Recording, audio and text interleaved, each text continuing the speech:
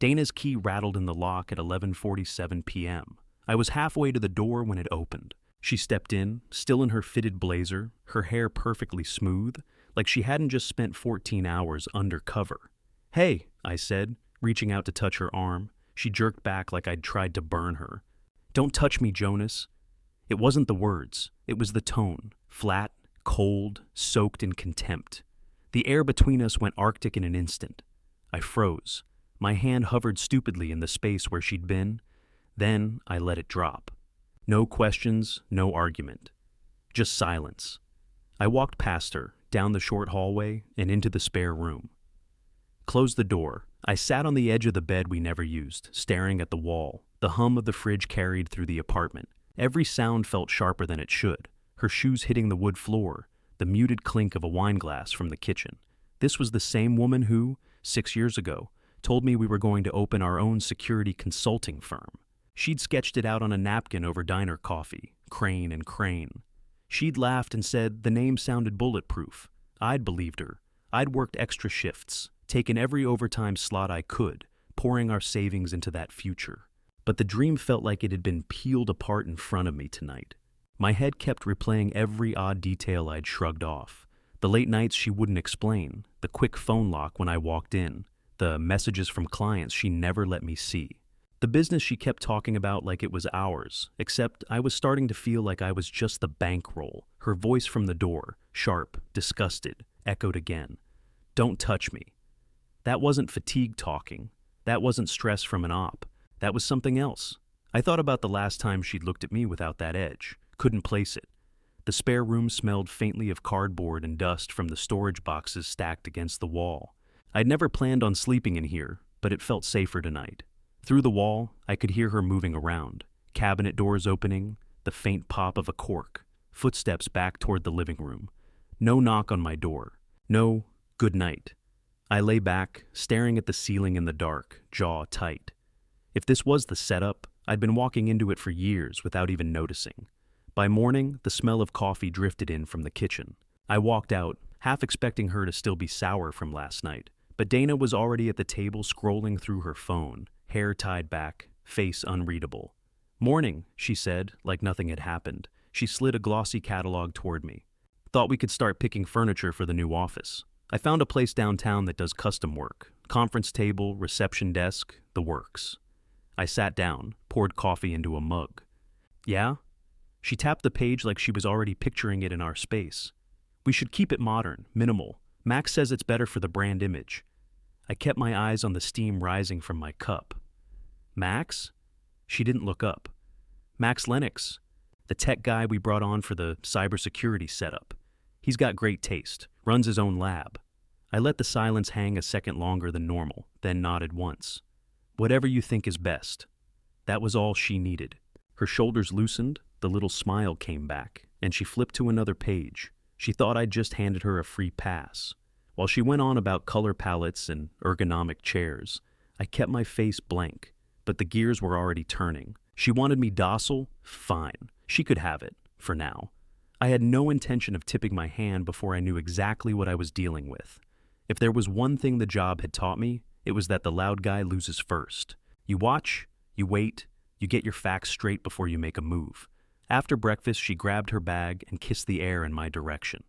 "I'll be at the design consult all day." I smiled just enough to pass for normal. "Have fun!" The door shut behind her, and the apartment went dead quiet. I pulled my jacket from the closet, checked my sidearm out of habit, and left through the stairwell instead of the front. I'd tailed gang bosses, smugglers, and shooters across 3 states. Now, I was about to tail my own wife. She took the subway, which made it easy enough to blend in. I stayed 2 cars back, head down, pretending to read the alerts on my phone. At Midtown, she stepped off, walked 4 blocks, and ducked into a glass and steel building with Lennox Digital etched on the door. I didn't follow her inside. No need to burn my cover on day one. Instead, I made note of the security setup, the cameras, the elevator bank. From across the street cafe, I had a clear view of the lobby. She stayed up there for 2 hours. By the time she came back down with Max beside her, tall, sharp suit, expensive watch, I'd already decided this was no quick meet and greet. I let them walk off without me. I'd see plenty more soon enough. That day wasn't about confrontation. It was about marking the first stakeout of a different kind, staking out the truth. By midweek, tailing her on foot and by train had given me plenty of locations, names, and a rough timeline. But I needed proof, real proof, not just my own suspicions. That's when I went into the closet and pulled out the slim black case I hadn't touched in years. Inside was a vent mount microphone kit from my early detective days. Old school, hardwired, no cloud storage, just a local recorder hidden in the wall. I'd used it once on a burglary crew in Queens. Never thought I'd use it in my own home. It took 20 minutes to mount in the air vent above the living room bookshelf. Mic cables snaked through the wall to a digital recorder tucked in an empty shoebox. The test recording picked up the fridge hum and the click of the thermostat from 10 feet away. Perfect. The first few nights I caught nothing but dishes clinking and the sound of her moving around. Then, on Friday, just past midnight, I was half asleep in the spare room when her voice came through my earpiece. Laughter, soft at first, then sharper, paired with a man's voice I recognized from our brief street encounter, Max Lennox. Dana. He's completely oblivious, too buried in crime reports to notice anything. Max. Then we're clear to push ahead. Once he signs that lease, the rest is just paperwork. Dana's tone shifted, calm, rehearsed. Making the firm official will be easy, and once it's in my name, he'll be out. Emotional detachment is easy to prove. My hand clenched around the little recorder. She wasn't even lowering her voice. Max chuckled. You really think he won't see it coming? Dana. Jonas still thinks this is his idea. He's funding it, signing it, and then he's gone. Max, I've been playing this game for months. Trust me, he's already halfway out the door. I sat there, jaw tight, eyes on the dark ceiling, letting the audio roll. The longer they talked, the more details surfaced, references to redirecting investment funds, splitting assets before the divorce, even potential names for their company. When she finally hung up, I stopped the recorder and replayed the last 2 minutes, making sure the voices were clear enough for court. They were. Every word was a nail in her plan. The cop in me took over. I slid my notebook from the desk drawer and started a log. File, Dana Crane, marital fraud, financial deception. Date, time, 12:14 a.m., Friday. Location, 2148 West 72nd Street, Apartment 3, B, living room, participants, Dana Crane, Max Lennox. Summary. Subject confirms intent to remove spouse from joint business venture after acquisition of lease. States emotional detachment will be used as legal leverage in divorce. By dawn, I had timestamps for each incriminating line. I saved the audio to 2 encrypted drives, one for my safe at the precinct, one I'd store off-site. The next evening, she breezed in with takeout like we were a normal couple. She didn't notice the faint smell of fresh drywall compound from the vent. I didn't offer conversation, just nodded, let her think the silence meant nothing. Every interaction now was evidence gathering. The way she texted with her phone tilted away. The sudden, careful mentions of our business, as if to keep me reassured. I kept my replies minimal, my face neutral. In the precinct, I'd learned the value of patience.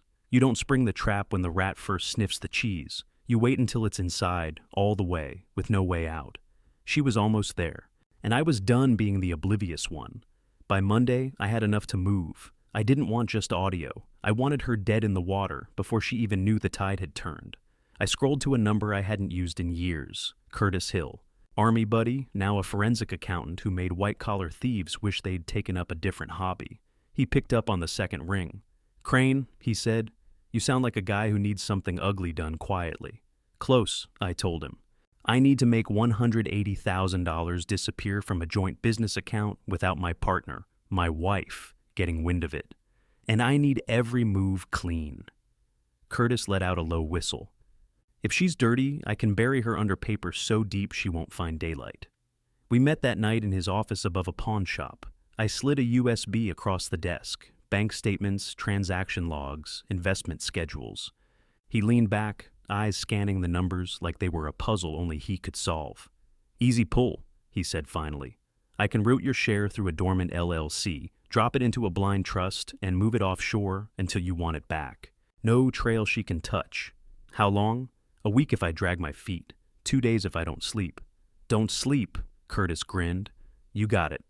While he went to work, I set up the second half of the plan. I called Nora Shapiro, a lawyer whose reputation for turning marital disputes into legal massacres was well earned. She agreed to meet at a downtown steakhouse where half the city's politicians cut deals. Nora listened without interrupting as I laid out the situation. When I finished, she leaned in. You've got audio, timestamps, and a witness who can swear to financial intent to defraud. That's a triple threat.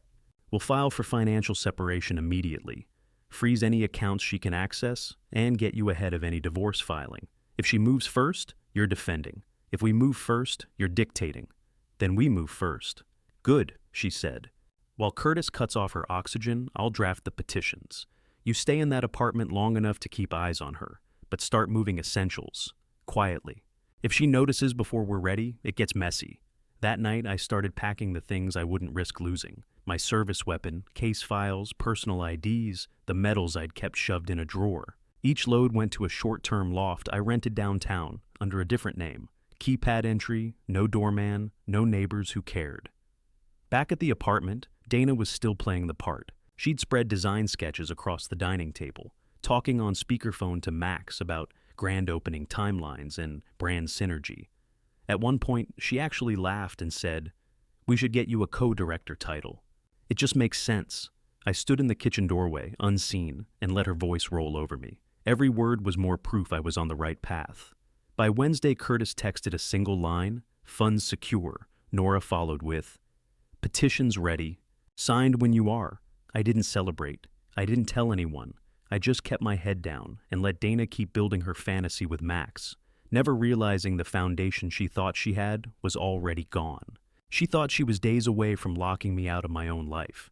She didn't know she was the one already locked out. She thought she was the one in control.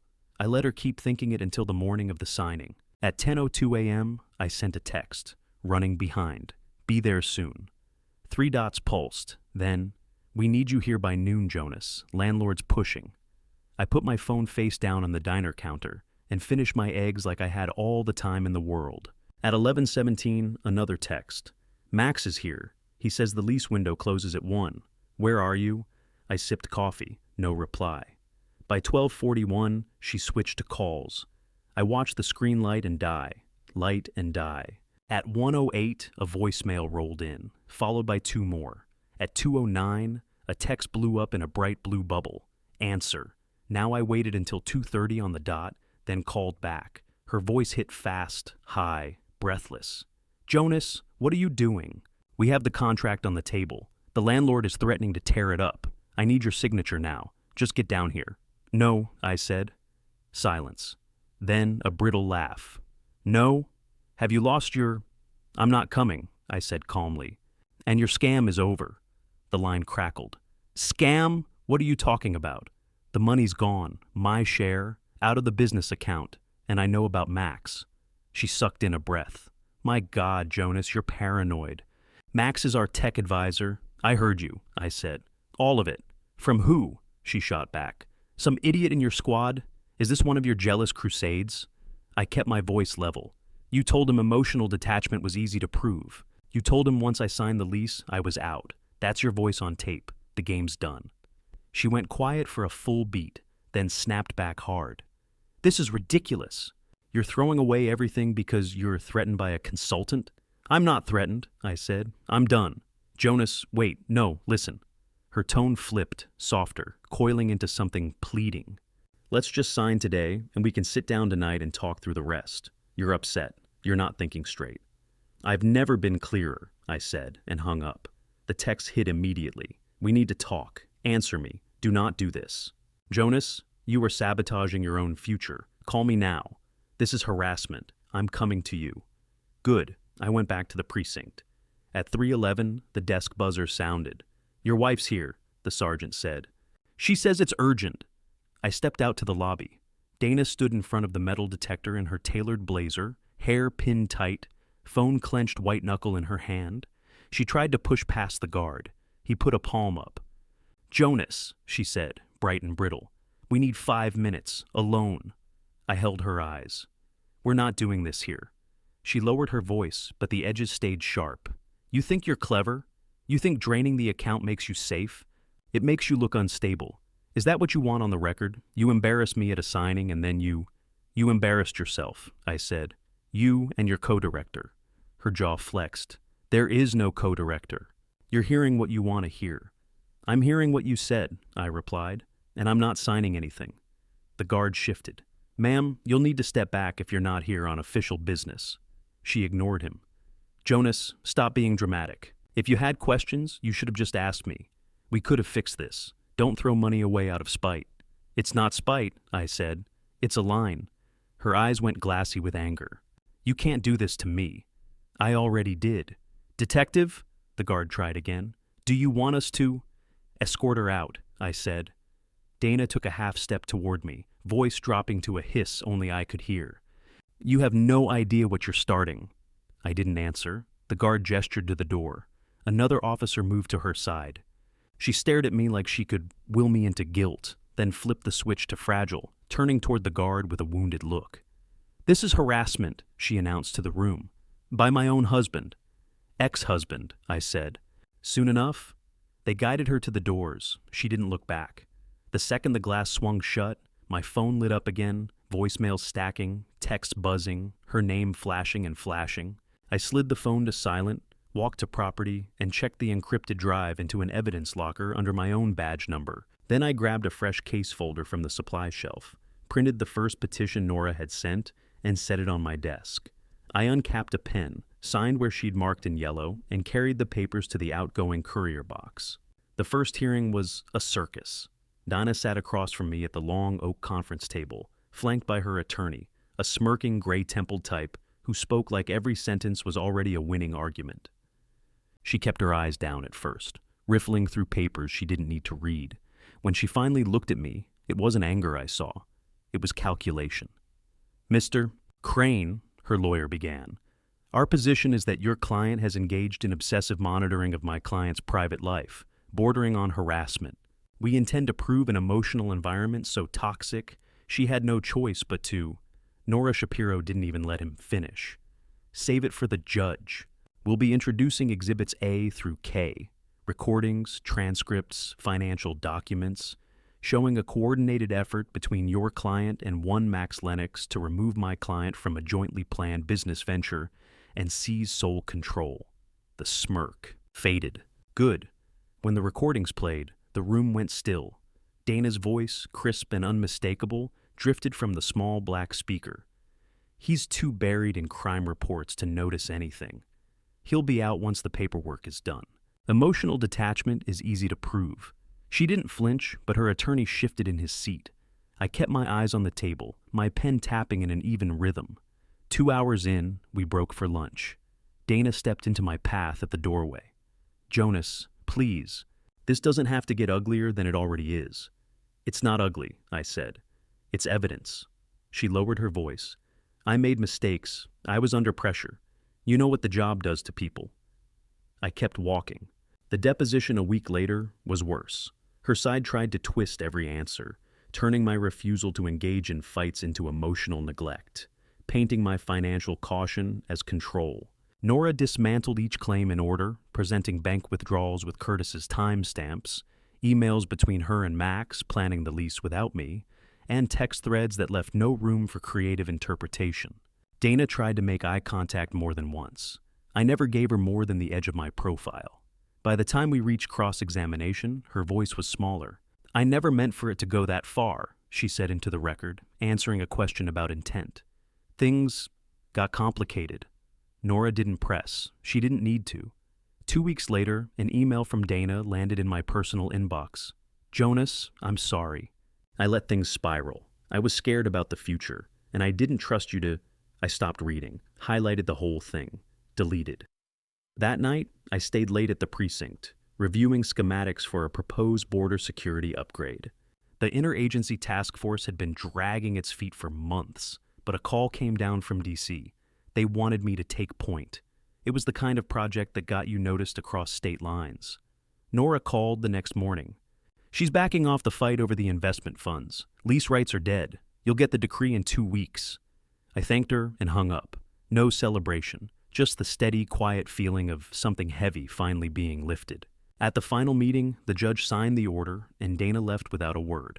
I watched her go, not because I wanted to, but because it felt like the last page of a file that didn't need to be reopened. Back at my desk, the new case folder for the border security project sat front and center. The old one, the Dana file, was already in my bottom drawer, closed, sealed, and locked. And that was exactly where it was going to stay. I was grabbing a coffee at the Municipal Building Cafe when I saw her, Amelia Park, hunched over a set of blueprints like she was defusing a bomb. She looked up, recognition hitting in a quick smile. "Detective Crane, it's been a while." "Jonas," I corrected.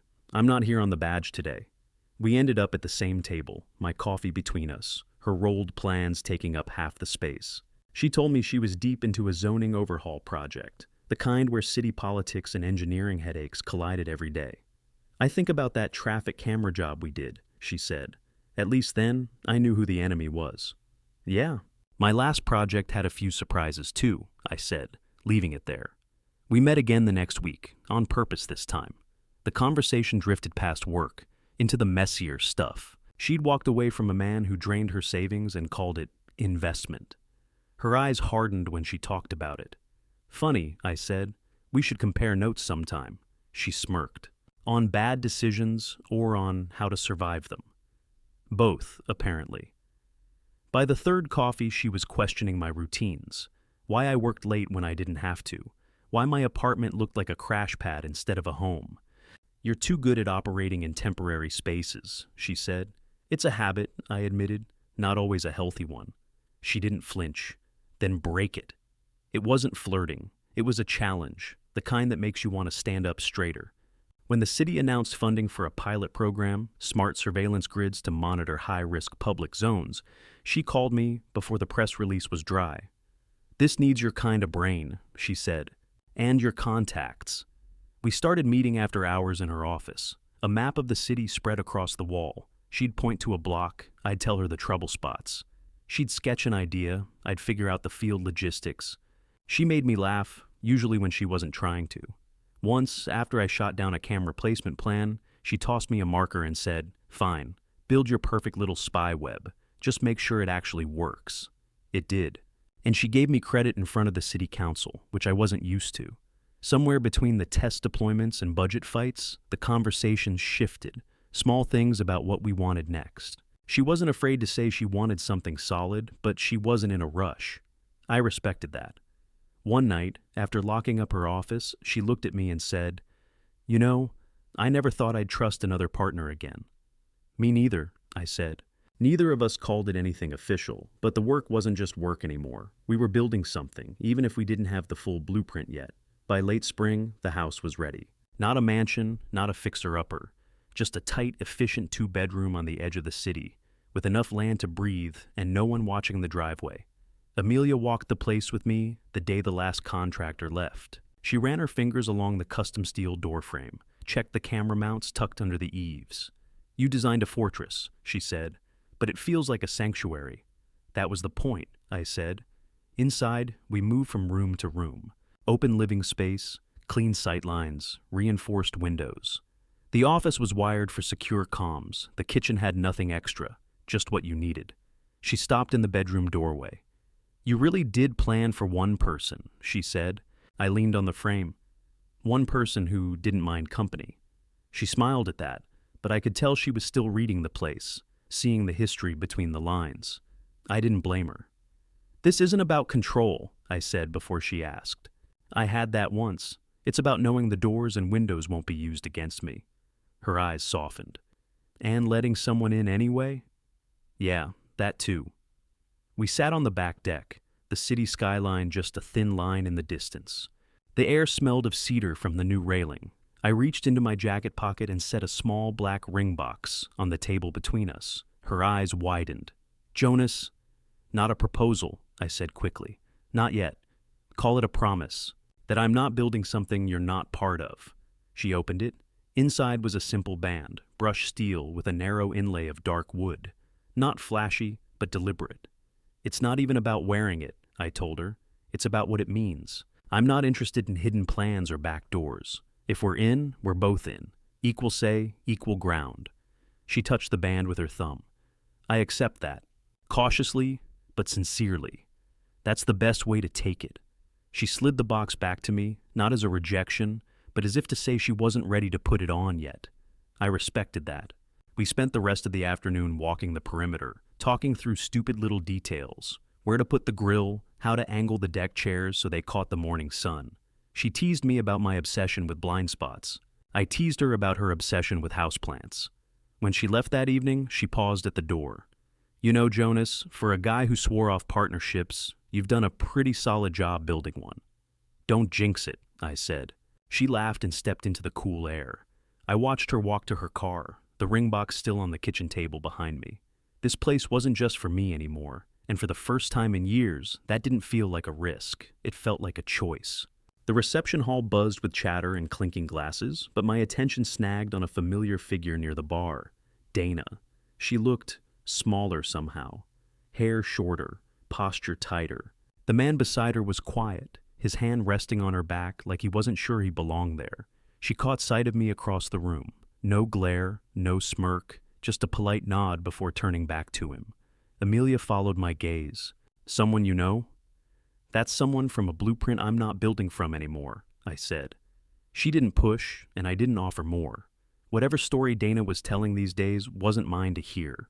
We made it through the speeches, the first dance, the awkward small talk. When the band kicked up, Amelia pulled me toward the floor. I don't dance much, but she didn't care. She just laughed and kept me moving until the song ended. On the drive home, the city lights fading in the rear view, she broke the quiet. You ever think about starting something of our own? Not city contracts or grant programs, something we control. I glanced at her. Like what? A small security startup. Smart tech, real field testing, no red tape. Equal partners. I let the idea settle. Equal partners? She smiled. That's the only kind I do now. By the time we got back to the house, she was already pulling her tablet from her bag. We sat at the kitchen table, the same one I'd picked for its clean lines and solid weight, and started sketching it out. Market gap is in mid-size commercial, she said, scribbling notes. Too small for the big corporate firms to bother with, but too high risk for mom-and-pop installers. I added a line on the pad. Integrated systems, layered defense, real-world protocols. She tapped the pen against the table. And no silent partners. Ever. Agreed. It didn't feel like planning a job. It felt like designing a life we'd actually want to keep living. The clock pushed past midnight before we stopped. Pages spread between us like a map to someplace worth going. Amelia gathered the papers into a neat stack. You realize this is us putting something on record. Once we start, there's no pretending it's just talk. I met her eyes. I'm not pretending. She held my stare for a moment, then nodded. Good. We didn't toast to it, didn't seal it with anything more than the quiet certainty between us. But as I turned off the lights and followed her upstairs, I knew the foundation we were laying tonight was solid. And this time, no one was going to fake it.